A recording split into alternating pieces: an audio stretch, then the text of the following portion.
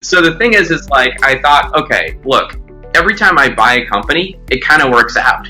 And I understand how to do it now. I've been through the cycle. And so, every time I start a company, it doesn't work. And it didn't take me long to figure out, why is that? Well, companies have earnings, right? They've got infrastructure that operate. They've got revenue coming from existing customers. All of the things that we're trying to build from scratch when we do a startup. Welcome to Show Me the Nuggets, where each week Joe chats with world-class entrepreneurs to find out the key principles, strategies, and processes that lie behind their outstanding achievements. Now, your host, the no-bullshit serial entrepreneur, Joe Troyer. Hey everybody, it's Joe Troyer, and welcome back to another episode of Show Me the Nuggets. Man, today's episode, I feel like has been in the making 6 months, 8 months, 9 months from now. I've been tracking this guy down to get him on the podcast for all of us. So our podcast guest today is Walker Deibel. So for those of you guys that don't know Walker, Walker has co-founded 3 startups, I believe, and tell me if these stats are wrong, acquired 7, and actually exited 2 of them. And we got introduced at an event getting close to about a year ago now, by David Gonzalez. And for those of you guys that know David, you know that that means the world. David doesn't like introducing people. That doesn't come easy. Let's see, Walker is the best-selling author of a book that you guys need to read. And we talk a lot about books here on the show, and not quantity of books, but the impact of books. And so I really brought him on to talk about his book that has had some major takeaways for me, which we'll talk about, and how I'm implementing some of this advice. And the book is called Buy Then Build, okay? How acquisition entrepreneurs outsmart the startup game. So we're going to get into kind of all things that Walker is doing. He's up to a lot. But without further ado, man, Walker, welcome to the show. Super excited to have you. Joe, super excited to be here. That was an epic intro. Thank you, man. Thank you. So I want to call this buying, then building versus just building. We'll go with the working title. It might end up being slightly tweaked, but ultimately at the end of the day, Walker, the reason I was so excited to have you on the show is my business partner, one of my business partners and I both went through your book like really quick. I'm a voracious reader, but not like my business partner. He's super voracious. He'll read like any book start to cover and fast.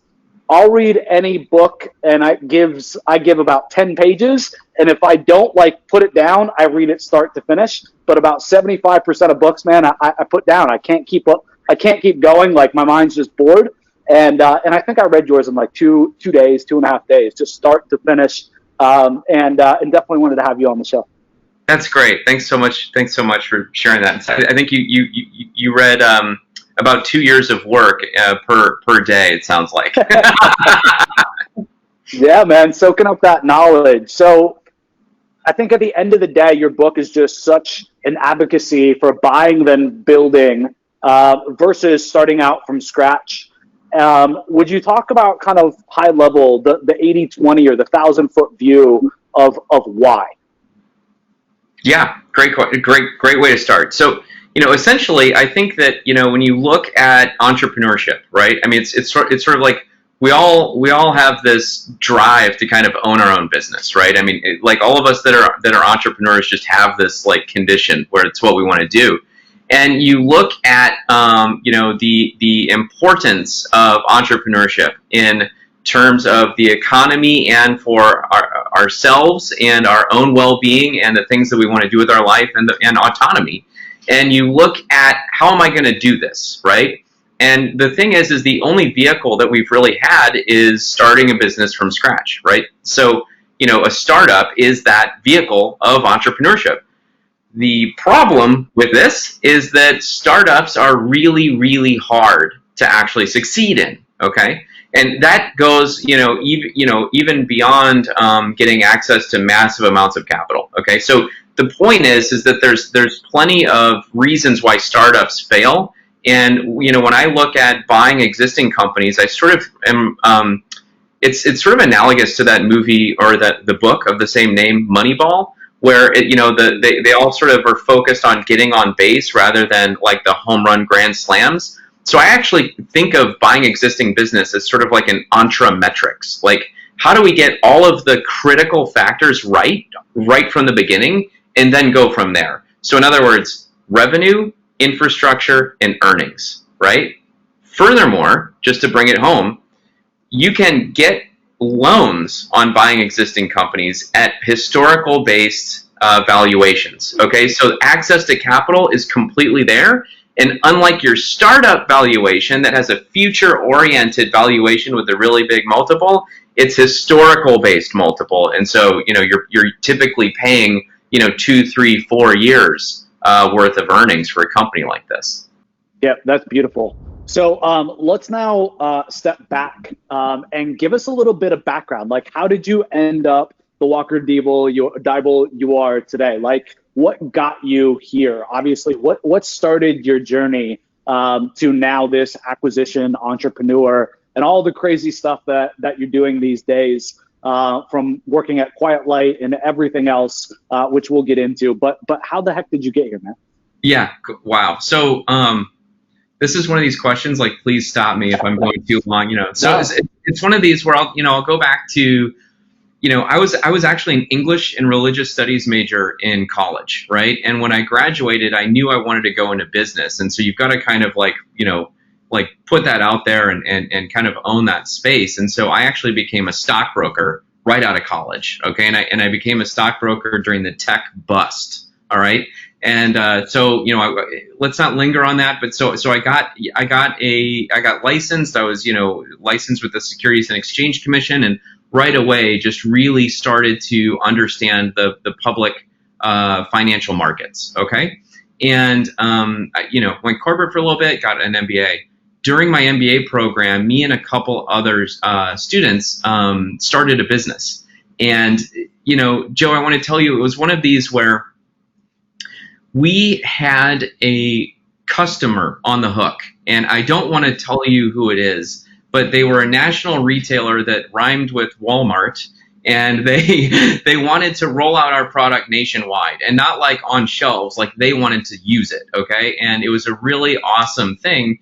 And the whole thing was, we had investors teed up, we were in a business plan competition. And the thing was it was so promising that I was really the only one in our MBA class that failed to actually look for a job. Okay. And so what happened was, the same month of graduation, the startup completely failed. Okay. The IP that we had licensed was yanked away from us. And the whole thing, there was a single point of failure and it broke. Okay. So, there's a slight difference between being an MBA student with a very promising startup and being recently graduated without one. And the word for that is unemployed, right? And so I knew that there was it's like, okay, I can go corporate here, but it was one of these, like, I want my own gig. I want to do my own thing, right? And I knew that this is sort of when I realized that entrepreneurship is really kind of a condition and not a job title. And the thing was my idea just played out. I just did it. Like, I don't have an idea. Like, that was last month. I'm not going to make the rounds again with like a different idea. Like, so, I knew vaguely that there was a way that you could buy an existing company. Okay. It seemed really unattractive at the time. And like, a lot of the action was in the online space. But it was one of these where I set out to try to figure it out. And after about 6 months, I really was just, feeling pretty unemployed. So that first search that I did ultimately failed, went corporate for a while, and ultimately settled into buying my first company. From there, I really want to put this into perspective, because I think a lot of people look at people like me and it's like, oh yeah, I want to run out and buy 7 companies. I think I have a minority interest in like 24 companies at some point during the last 10 years, and so plus the 7 that I've bought outright, et cetera. And so the thing is it really worked like this. I bought one company and I ran it as CEO for 7 years. And then through my efforts to grow through acquisition, I ultimately found an exit because the guy that I wanted to buy his company ended up wanting to buy my company. And so I sold my company. I did what all entrepreneurs do, ran out and did another startup, completely failed. Okay.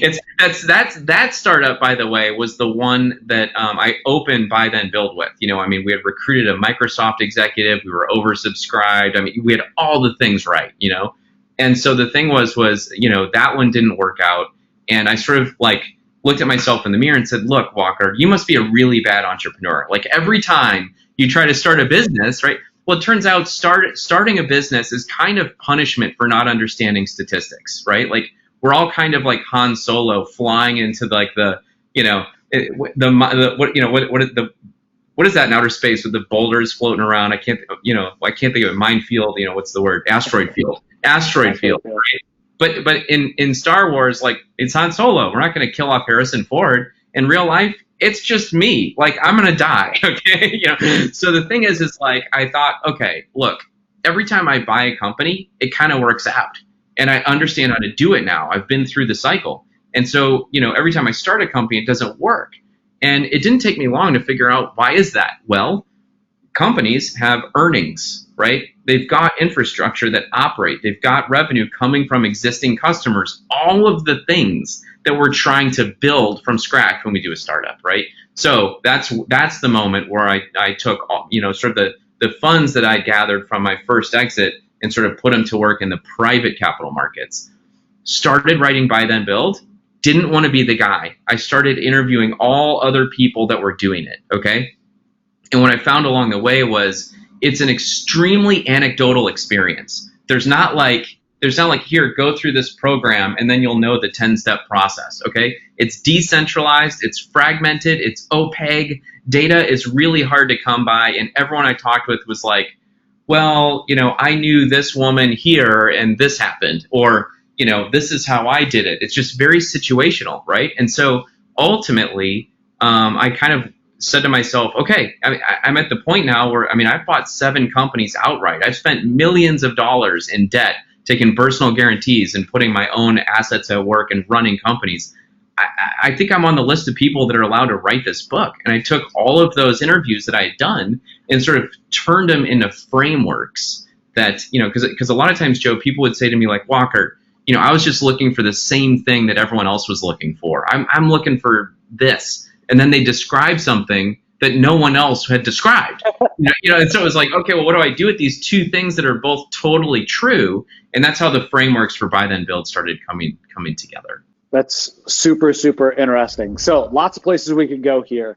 For any entrepreneur, do you think that this is the route? Or do you think that, buying and building versus starting from scratch is for different types of people? Or do you think it's for everybody? Or who's right for this model? Who's maybe not? Oh my God, great question, Joe. So I think, okay, so yeah, buying existing companies is absolutely not right for every business model, okay? First of all, I want to back up and kind of understand venture capital for a minute, okay?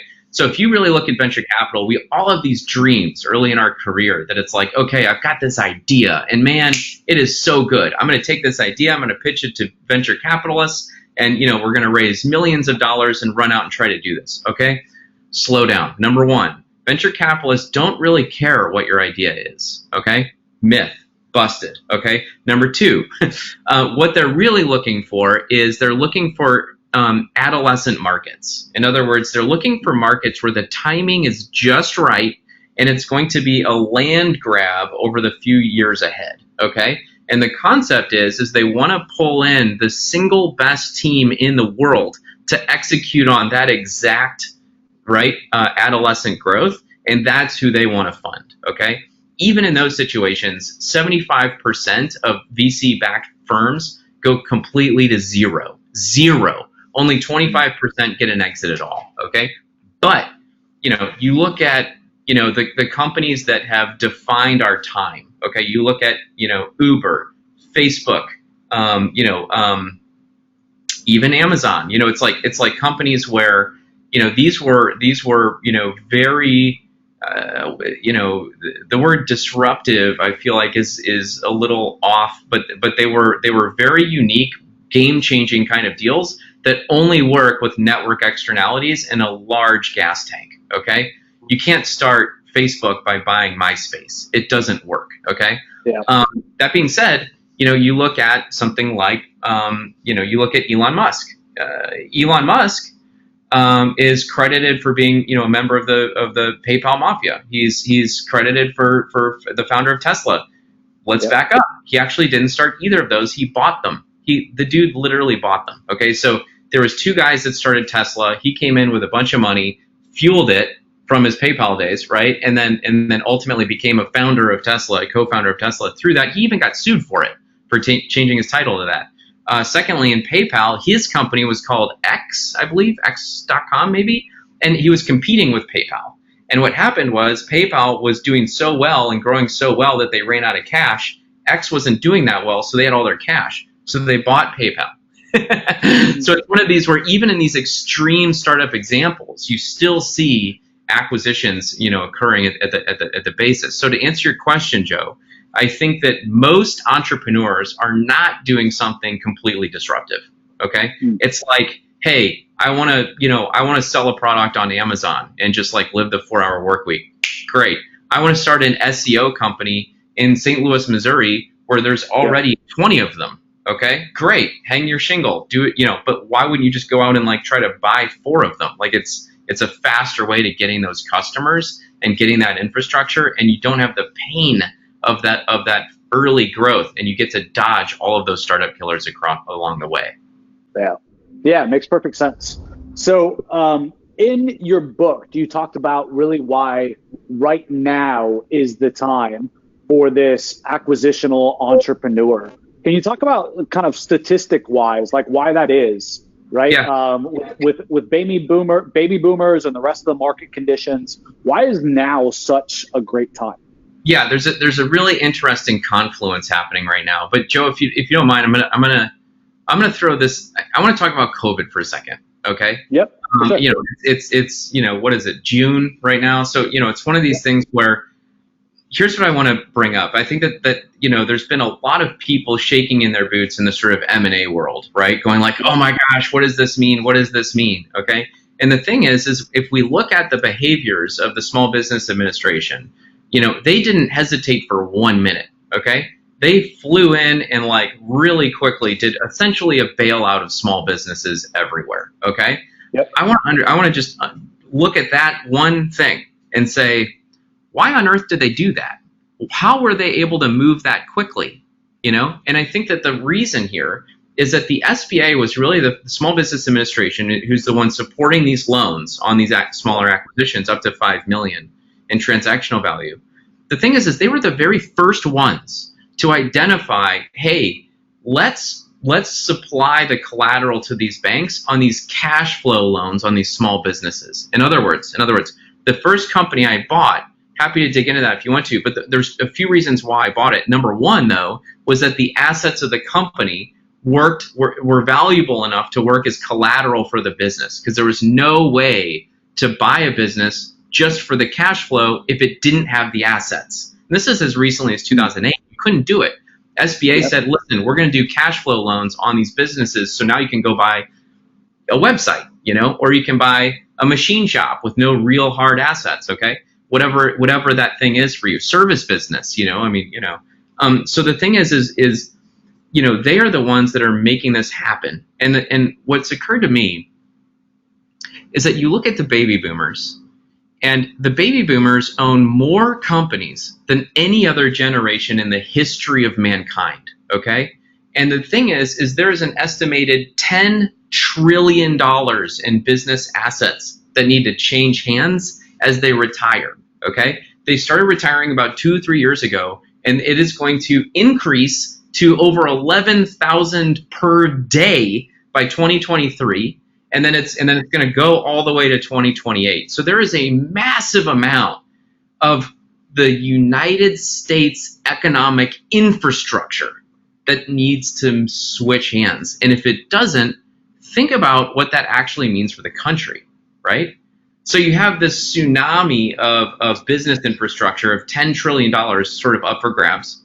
Number two, Capital has never in history been more readily available. Okay, Yep. so you've got funding of these acquisitions, and number three, you have the sort of online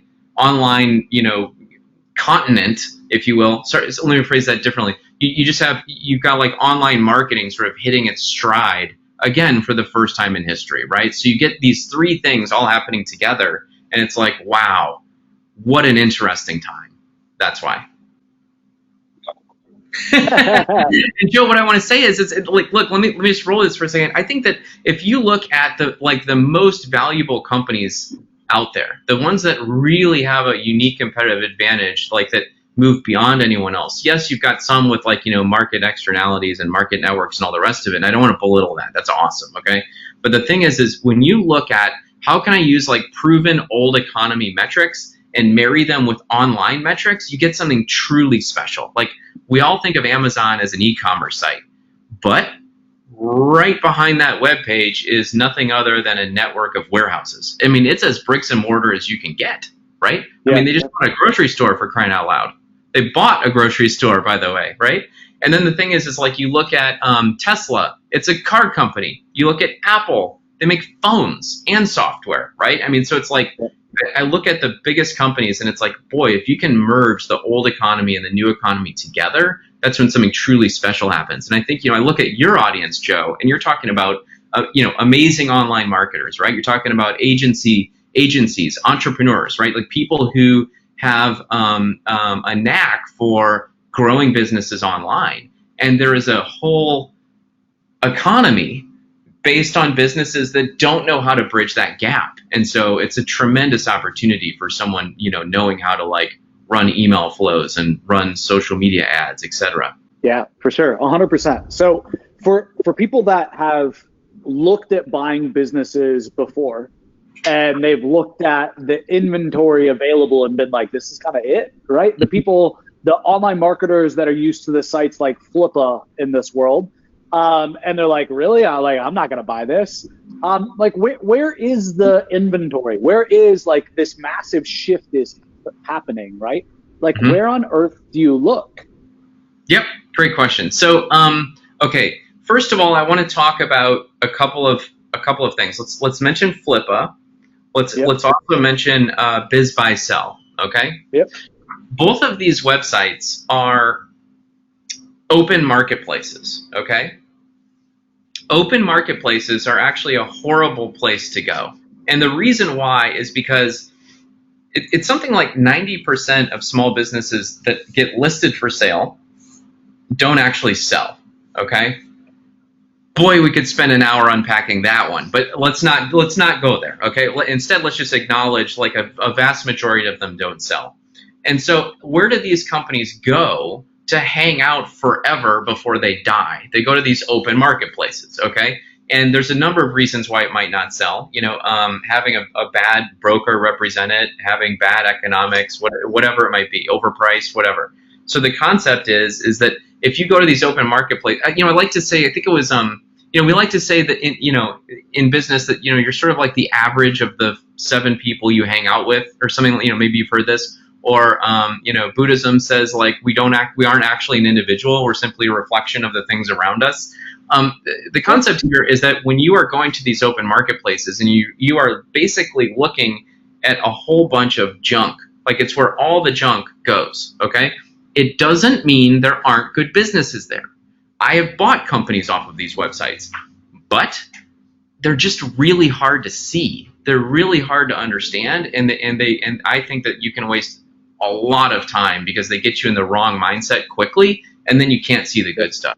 The trick to finding good deals, okay? Proprietary deal flow gets a lot of attention right now. It's really, really, really long, okay, to get proprietary deal flow. And what that means is just going out, shaking the trees, networking on your own, trying to find a seller who's interested in selling before they've, gone to market, right? The thing is, though, is that when sellers decide, when CEOs decide they want to sell, what do? They don't just answer the phone and go, oh yeah, I was just thinking of selling it. No, they talk to whoever. They end up meeting some kind of business broker, right? who talks to them about the valuation of their company, talks to them about the process of selling their company. And I also work as a broker with Quiet Light Brokerage. And the reason I do that is because after I've bought in all these companies, today I own a manufacturing company and an e-commerce company. Public, private, small, large, whatever. I've seen a lot of deals. And the thing is for me, the only place I ever would have worked is Quiet Light. And, I guess I'm saying that self-serving now because I am a part of the team, but I've never worked with better people, Joe. It's so much fun. But the thing is I will work with a seller for, as little as a month to as much as like a year and a half or more, because there's a whole evolution that needs to happen in the seller's mind. And then they need to understand what the value of their business is. And Joe, you and I both know, every entrepreneur knows that our companies are worth 20 times EBITDA, which for any listener that doesn't know, that's an insane valuation right? So in other words, we all know that we bleed and we sweat, and at the end of the year we make like $1, or we lose money, and then we do it again, and eventually we make like $1 million, and it's like, oh man, this thing is worth everything. This thing is worth my whole life, because it is, but it's not at all. It's way too risky for a buyer to come in and do that. And so the thing is you transact on these deals at 2.5 times, 3 times, 3.5 times, or maybe up, maybe down, depends. Broker outreach is where I'm going with this. You want to find the good deals, you need to get upstream. And so you go to the people that have the deals, and those are going to be the people that can put good deals on your desk. There's 5,000 brokerage firms in the United States alone. There are some in your town, whatever. So, hit Google, find them, hit the IBBA, hit the M&A source, hit the Alliance of M&A Advisors, and find those people and go out and meet them. But get ready first. I'm sorry, footnote, get ready.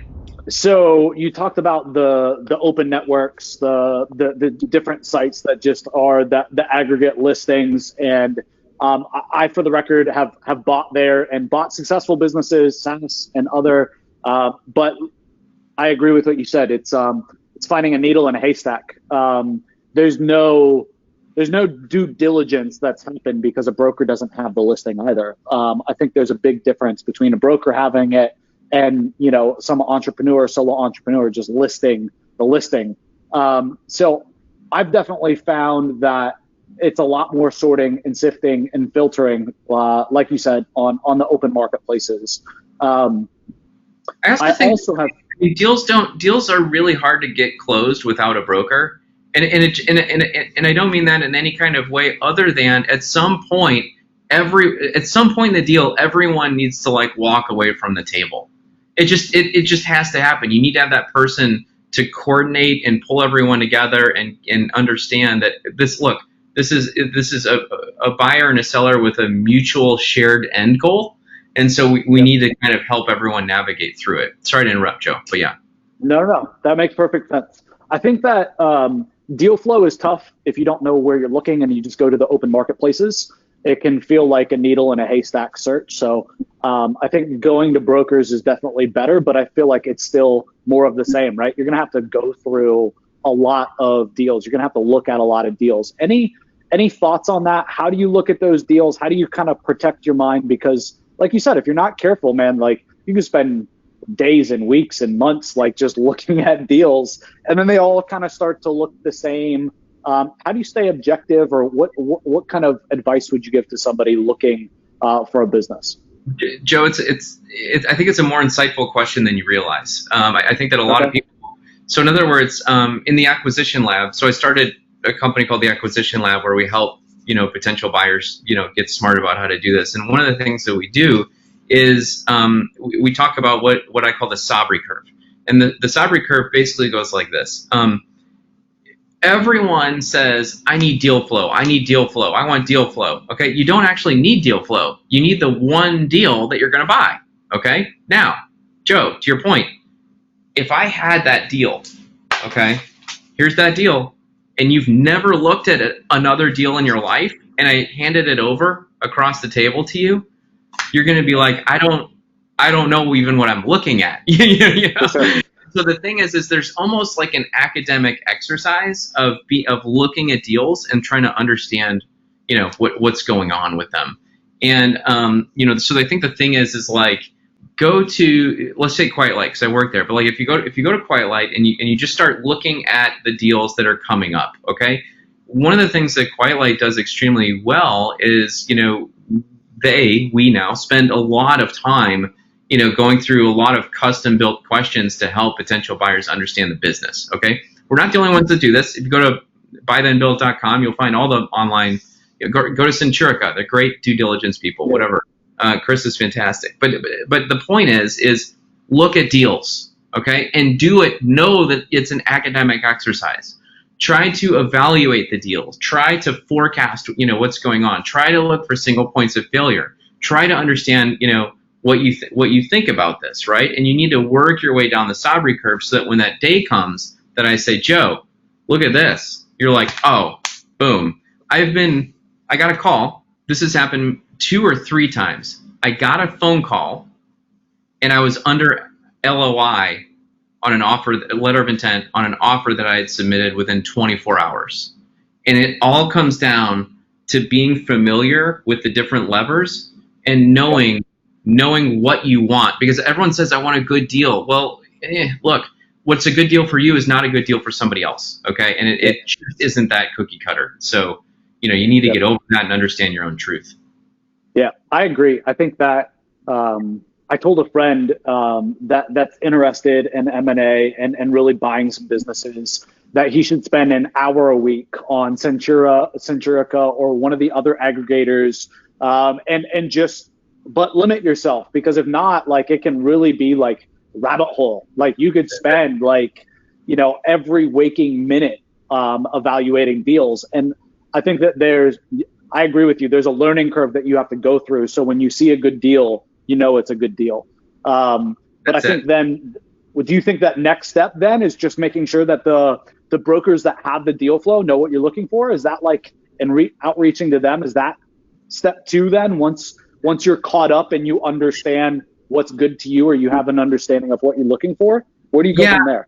Yeah. I mean, it's sort of like when you start doing broker outreach, to me, first of all, it depends on the sort of sub-market. So if we assume that your audience should we assume that your audience is more online focused? Yes. Okay. Then I'm going to change my answer then, because it kind of depends where you are. If you're really online focused, what you want to do is you want to just go to all of the websites that are doing it and get on their email list. So you are creating your own deal flow, right? And so, when the deals come, they usually show up like really fast. Okay. Like in other words, everyone gets it all at once. All right. And so it's like, okay, there's not a lot of pre-game going on. There's not a whole lot of like, hey, I know this person, let me float this over there. It happens, but it usually happens because like in the only events that happens is when I'm really far down a deal with a buyer, and then like they lose out, and then it just so happens that I've got another one that I'm packaging that's like very similar, right? But like that happens. But it's my point is get those deals coming right to your inbox, and don't sit around ruminating on like 20 listings all at once. When the deal hits your inbox, understand that it's an academic exercise and go through it and get smart about how you feel about it. Then once you sort of get your bearings about you, start talking to the brokers, start responding and saying like, hey, I liked this one because of this. I don't know that I can move forward because of that, right? Or, just your thoughts, or like, I'm looking for this. I mean, in Buy Then Build, I talk about forming a target statement. It's a really great way to communicate really fast what you're looking for. And if you can communicate that target statement to all of the brokers on a regular basis without being annoying, then like you will find your deal. It just kind of takes time. Yeah, that makes perfect sense. And I remember that from the book now. Yeah. Okay, cool. Can we go up a couple levels, and can we talk about SBA math and cash flow, please? Okay. Because I feel like we missed that. And I feel like I just realized it and was like kind of, oh crap, Like everybody doesn't get kind of the big opportunity here. Like the cash flow for me is crazy. And I feel like we got this new surge of baby boomers. They gotta get rid of their businesses. And then not only that, like, so we have the surge of deal flow, but we got the surge of cash flow coming off of these things as well that I never realized. And obviously, like you said, the SBA hasn't been doing this forever, and they haven't been supporting things based upon cash flow forever either. So I think that also speaks to the unique opportunity and time that we're in right now. Yep. So tell me if I'm going the right direction here, but I think what you want to talk about is, okay, so when you buy a business, you have to ask yourself, like, what am I really buying, right? And pun intended, the bottom line is that you're buying earnings, okay? So I'm going to invest money, and then it's going to make money, okay? Now, when I was an MBA student, doing $1 million in revenue just seemed so tiny. It just seemed like whatever, like $1 million, $2 million, $5 million, whatever. It wasn't until I was reading Vern Harnish's book, Scale Up, that first thing I joined EO, the Entrepreneurs Organization. And to get in, you have to have a business with doing $1 million in revenue. And it was like, okay, that's some kind of line in the sand. That's fine. Later, when I read Vern Harnish's book, Scaling Up, I realized that only 4% of companies in the United States ever exceed $1 million in revenue. So all of a sudden, I started to realize, oh my God, like if you have $1 million in revenue or more, you are like an elite individual, okay? And I mean, you have created something that most people on planet Earth cannot do, and the bar is a lot lower than I thought. Is my point. Like I thought it was going to have to be like 20 million. We as entrepreneurs we can all think really big numbers, right? But the point is it's actually a really low bar to be exceptional. Okay, so let's say for a minute you've got a business that's generating $1 million in revenue. Okay. You want me to run through some math here? Is this right? Yeah, that'd be great. Yep. So there's a company that's doing $1 million in revenue.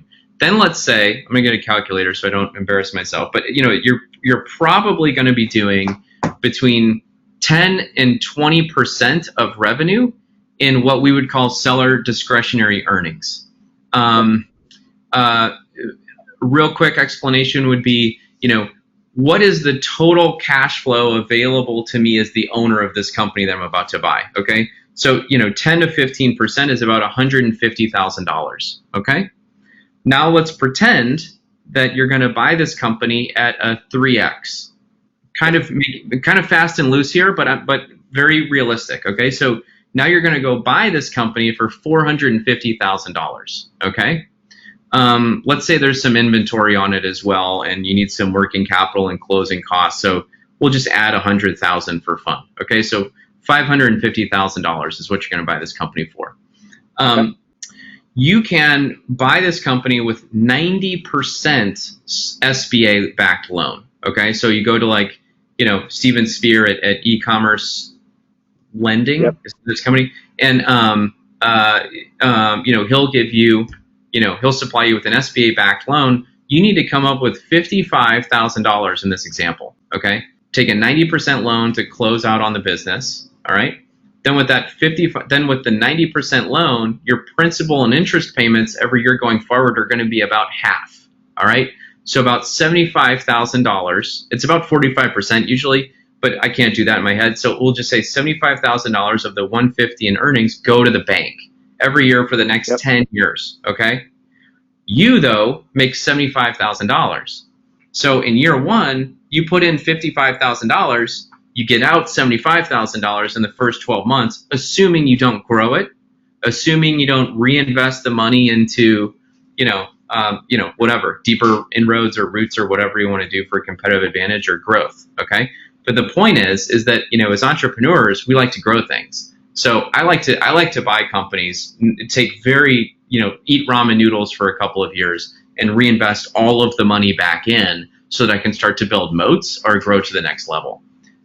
Yep. How's that? Perfect. Is that about right? Perfect. Okay. Perfect. Yeah. I think a lot of people in the agency world, they or marketers in the digital world, they at a certain level, when they become successful, their cost of living and their cost of goods to deliver their services, they have really heavy profit margins. and they start looking for investment vehicles of what to do with their money. And I don't think any of them have really considered acquiring a business. So I feel like a lot of them just go the real estate game, right? Or they look at other places. And I think it's really interesting to look at real estate payoffs, no matter what your kind of strategy is, buy and hold or flip or whatever, and look at that versus this model. And it's nuts. Like even my father, I think he's got 8 or 9 rental properties now, right? And I like to play dumb and have him like explain the math to me.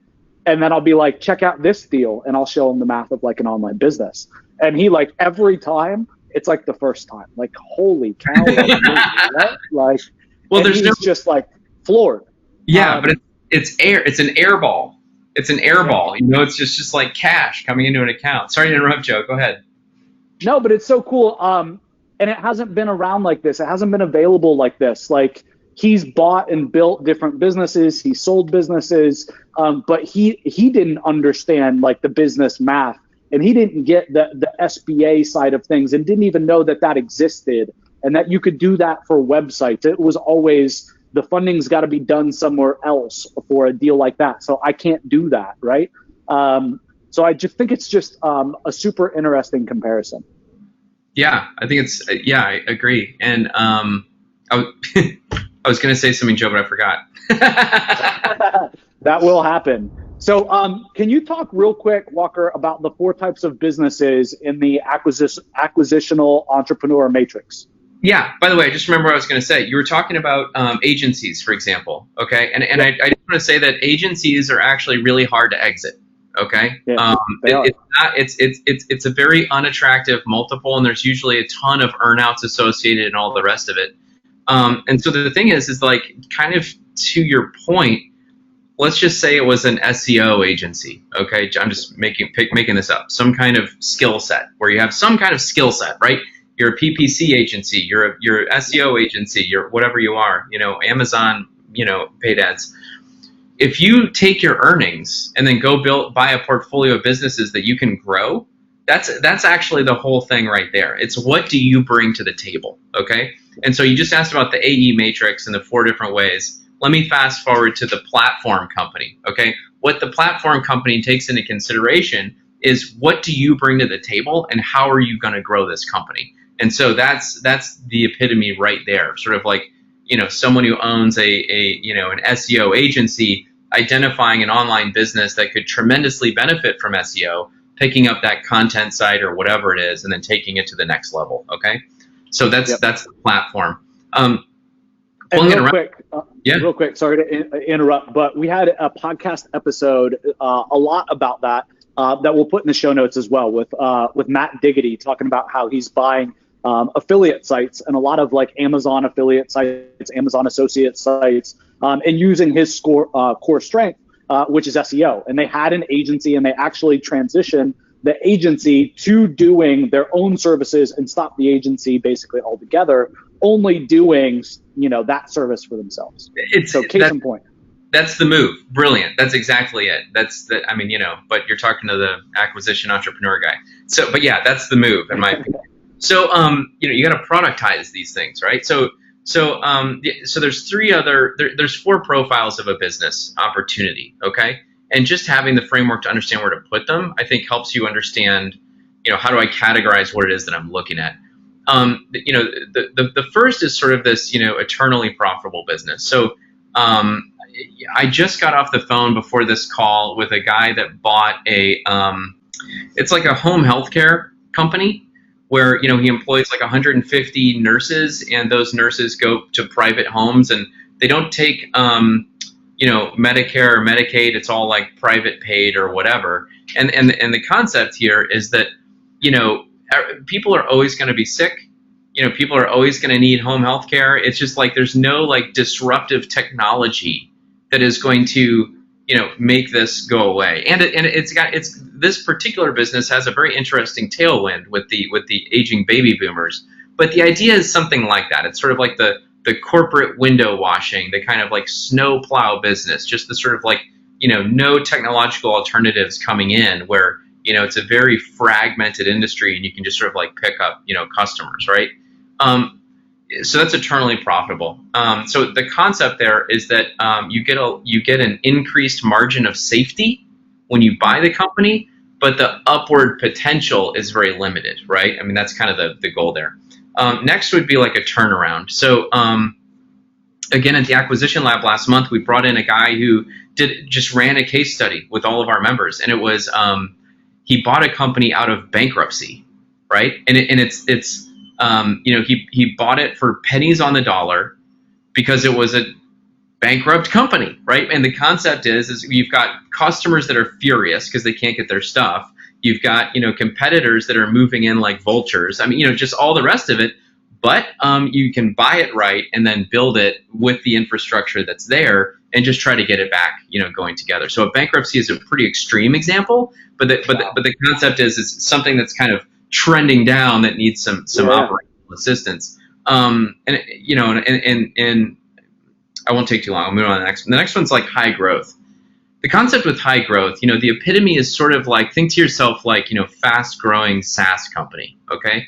It's one of these where, it has a very clear growth trajectory and opportunity for growth moving forward, which is don't do anything different, right? Like it's growing, like just keep doing it and make sure you've got that exact skill set. And the reason why is because you're going to end up paying higher valuations on companies that are growing rapidly, right? So you need to not do anything different. Don't go in there thinking like, oh, I'm going to change all this stuff and do whatever. You're just going in, buying the future cash flow of that company, okay?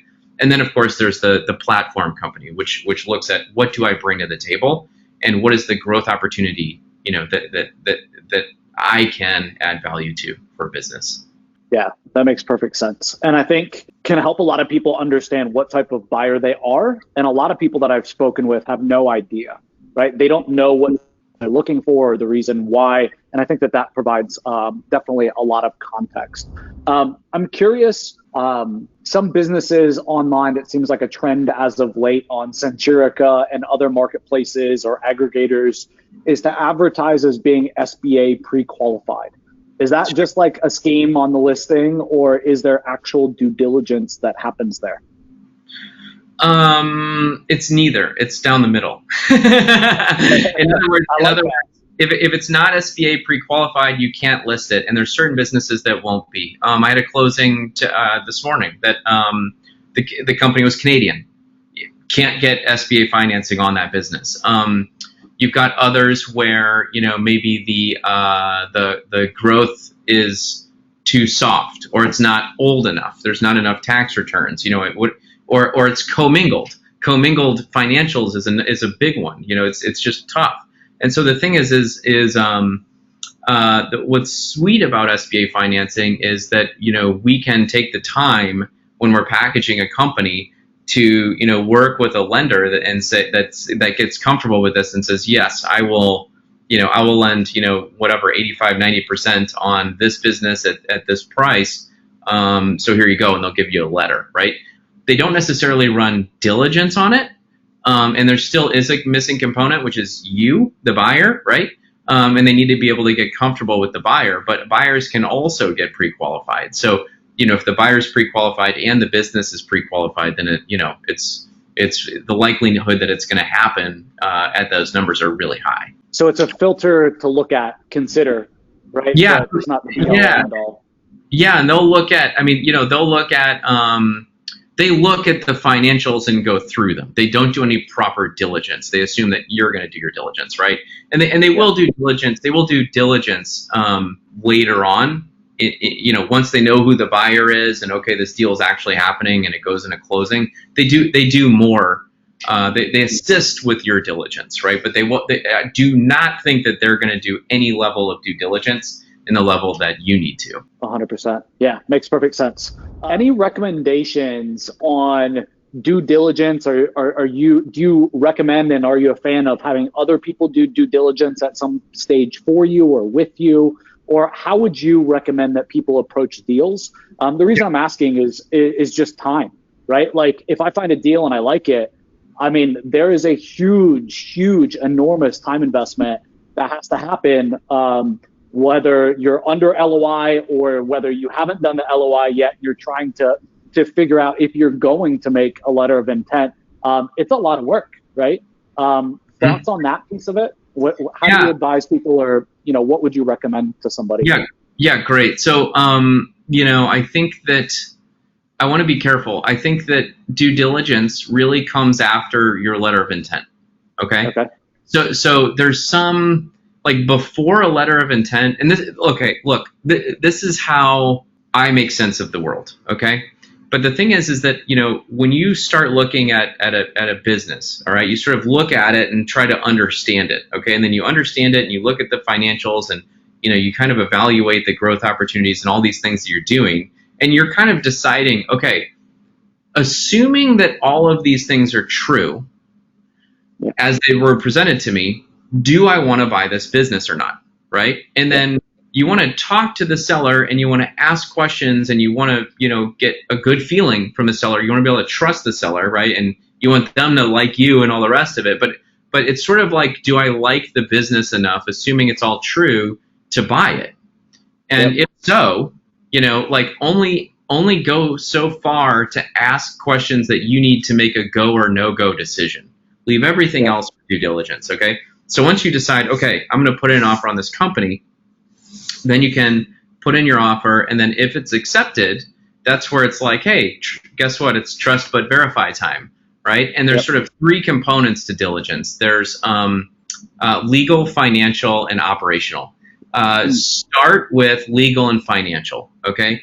I like to hire an attorney and just say, okay, go do a background check, do like whatever you legal lawyers do to find out if there's some big lie behind the scenes that I can't see.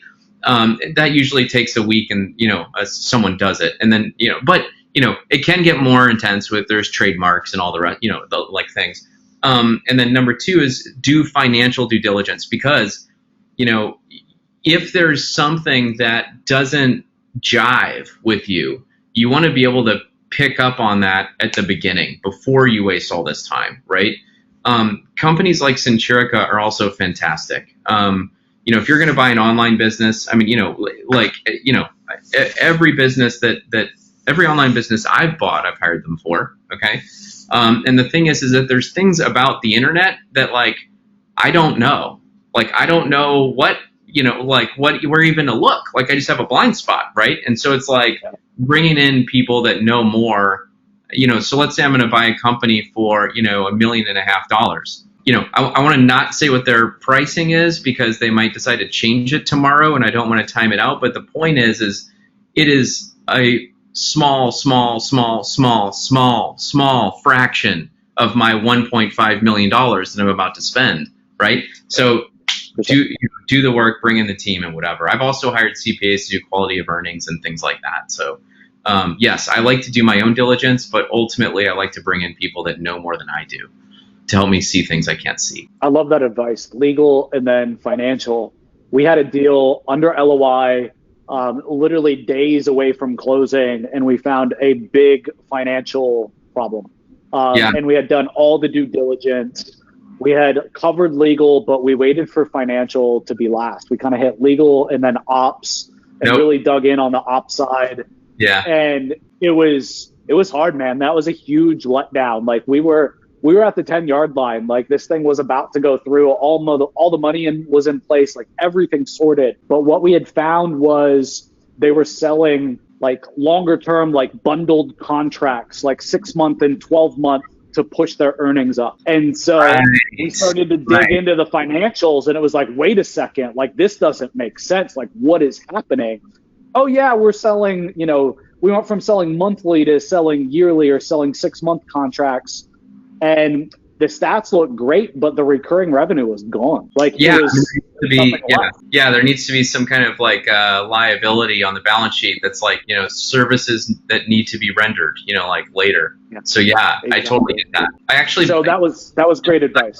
I actually bought a company out of bankruptcy that did exactly that. But it turned out to be a Ponzi scheme, because he needed new projects to come in.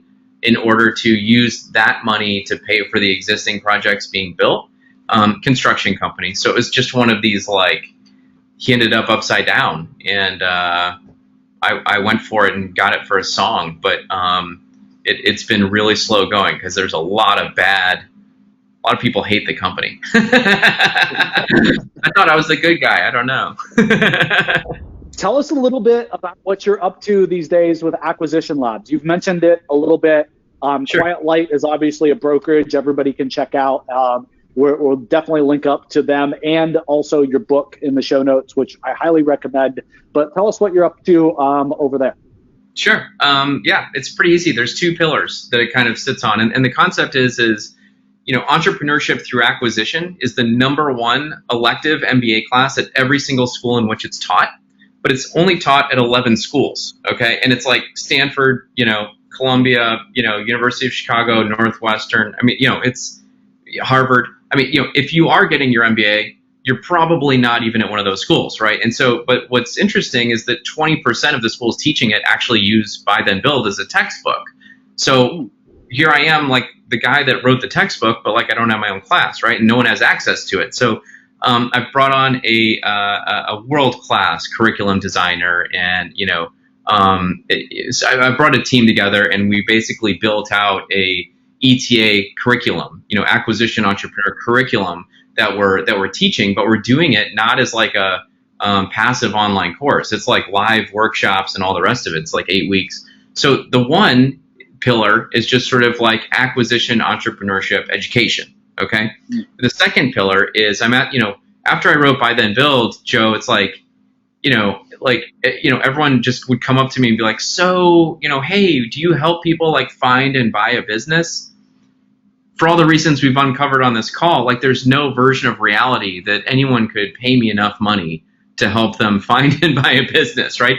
There's actually, buy-side advisory, and that's, it's expensive, and it's not affordable for most, financial buyers, most first-time buyers, right? And so the Acquisition Lab is sort of intended to be kind of a do-it-with-you buy-side advisory service, and what would that look like, right? So, it's this kind of mix of, education and coaching and tools and community sort of thing. That's awesome, man. That's got to be lots of fun, because you can finally help everybody that's asking you, right, in a way that you never could before, because it just wasn't feasible. That's right. That's exactly it. And it's just sort of like, and it's already interesting because you're starting to see we just launched it in January. We've had 4 cohorts, purposefully keeping the cohorts really small, and so that we can work in that sort of forum environment and help each other. Right, as opposed to like, well, I don't want to tell my group that I found a deal, because what if they buy it instead of me? So you have to kind of work through all these different things, and then just create a very helpful environment to help people work towards that goal in a way that doesn't cost them $150. If you hire a buy-side advisor and you close a $1.5 million deal, I mean, $1 million deal, it's going to cost you like $150,000, because it's going to be a $5,000 a month retainer, and then probably a single layman formula success fee, and it's going to take 18 months. So again, if I'm running a private equity firm, or I'm an entrepreneur who has had an exit, I'm so happy to do that, right, in order to find that one deal that I want. But if I'm just, you or me, like I don't want to spend an extra $150,000 on $1 million transaction. Yeah, makes perfect sense. What advice would you give somebody, like, here are the top 2 or 3 things to watch out for? Like, what are the gotchas that you see, like the goose eggs, the running 100 miles an hour into a brick wall type of mistakes that you're like, man, I just want to shake people. Like, if they just knew like these 2 or 3 things, what would those be? Yeah. So number one, 90% of people that start looking for a business never buy one. Okay. And so you really need to unpack, why is that? Okay. And number one, no one has any idea what they're looking for. Okay. So like, figure out what your target statement is, figure out what you're looking for. Okay. And that's number one. Like, know the deal that you want, so that when you see it, you can actually move. Number two, buyers tend to work without urgency. They think of themselves as investors, right? They kind of come in, put their feet up on the desk, hands behind their head and they're like, I'm going to buy a business, like, or what, they almost think that they're like a venture capitalist and the seller is like pitching them on like why they should buy theirs. And that's not it at all. Like, you're an entrepreneur, you're the CEO, you're kind of applying for it in a way, right? But the thing is, you can buy a company, and you can from today, let's say this right now, 6 months from now, you can own and have your company. Okay, work with a sense of urgency. Okay, and it'll change how you interact with this. Give yourself deadlines, right? So know what you're looking for, sense of urgency. The other thing, I think that there's a real big overweight on the question, why are they selling? Okay, in my experience, entrepreneurs. We're talking about online entrepreneurs right now. They really sell for two reasons. And by the way, it's sort of like 99% of sellers are good people that just want to exit their business, and like less than 1% are scumbags that are trying to dodge a bullet and they want to give it to you. Okay, so by and large, most people sell for one of two reasons. One, we're entrepreneurs and we have shiny object syndrome. And so we decide that we want to build this new thing over here. Okay. And so they start focusing on their new project, and then they realize that they have this company that they built over here and they have to keep working in it to keep growing it. But their interest has shifted. Okay. Number two, they've built something of value. Okay. And so, like before, that first year you don't do well. Then the second year you do better. And the third year, you sell $1 million, and then the fourth year you sell $1,000,001. In other words, you don't really know what else to do with it. Okay, so you're on to the next thing, right? So you have a new project, right? And so now it's like, I've created this value. Let's go ahead and sell it. And if you just look at it and understand it as part of the entrepreneurial cycle, we as entrepreneurs make 50% of the financial benefit the day we sell a business. Okay.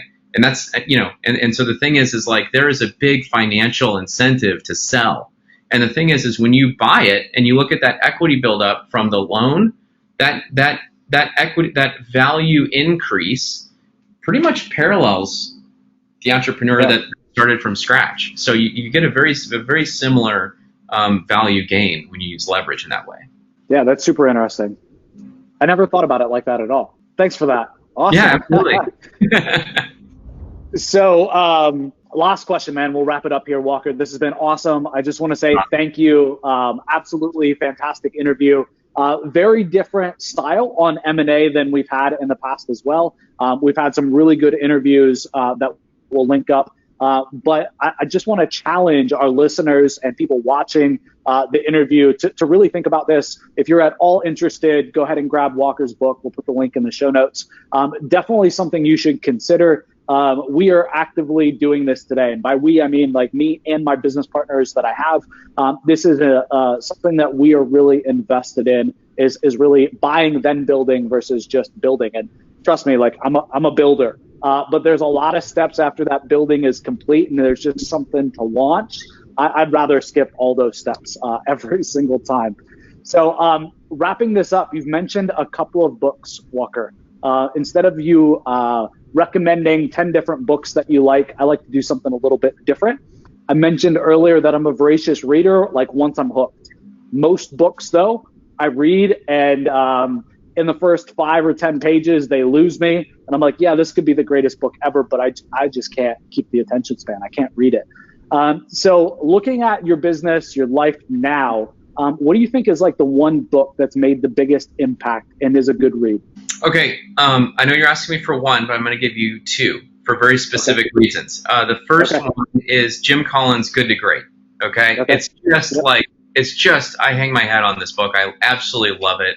And when I started Buy Then Build, it was like, okay, how do I write a book like this? I mean, it's just like a mammoth undertaking, and he pulled off something very amazing, which I'm sure someone's recommended before. We all know this book, so I'm going to give you the other one, which was a total sneak attack. Okay, Jim McKelvey, who is the co-founder of Square, just wrote a book called The Innovation Stack, and I picked it up thinking that okay. I mean, let's be honest. Another guy who started a huge company, like one of the most valuable companies in the world, writes a book. Okay, it's probably okay. You know what I mean? it blew my socks off, Joe. I mean, it's Wow. it's the antithesis of buy then build. Actually, it's all about, if you read it, the fundamental beliefs are exactly the same, but then I go left and he goes right. And I actually sent him a copy of Buy Then Build and wrote like, hey, this is the antithesis to the innovation stack. and it's basically about how creating tremendously valuable companies from well, he talks about from scratch very blatantly, is all about being able to innovate one piece at a time, and then the culmination of solving for all of those problems so that you can deliver your product is like the best moat that you can have. And so, I loved the book. It was truly one of the best business books I've ever read, and the polar opposite of mine. And so I've spent the last couple of months trying to merge the two messages in my head, because I find that there's probably a piece of gold there if I can just get to it. That's awesome, man. You got me intrigued. I'm sure those will be in my cart and Amazon in about 5 minutes from now. So thank you for that, man. And thank you for coming on and sharing. We'll put all the links in the show notes, and I can't recommend more highly the book, guys. Go pick it up. Thanks, Joe. Thanks so much. Thanks, Walker. See you, everybody.